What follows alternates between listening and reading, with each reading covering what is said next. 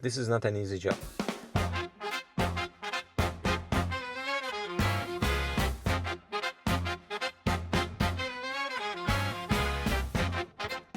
When the car gets older, things start to leak, wobble, crack or make rattling noises. Unfortunately, that's inevitable. This is 2014 GLK and it's my dream car. I bought it back in 2020. It was in great shape. The Mercedes dealer provided an appearance package when selling this as pre-owned. By the time I added 40,000 miles on it and something's worn out for sure. But luckily, the car didn't want much maintenance other than oil changes and one set of tires. That's very nice actually. However, for a year or so, I was ignoring a clunking noise coming from the rear right side of the car.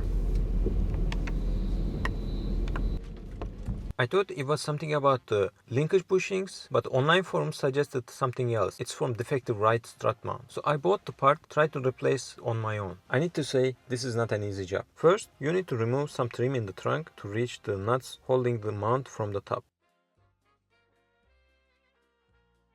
After that, you need to remove the nuts from the lower linkage and then push really hard to squish the shock to remove it from its place.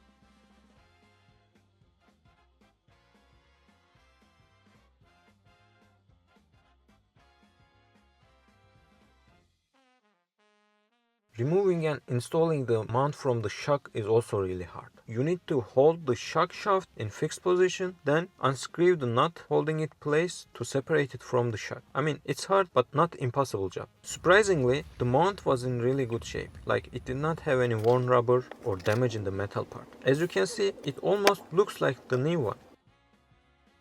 Anyways, we replaced the part and reassembled everything back in. First, we put the strut back, then the wheel. After lowering the car to the ground again, I tightened the nuts holding the mount from the inside. After that, we put all the trim in place in the trunk area. And the moment of truth, the sound didn't go away.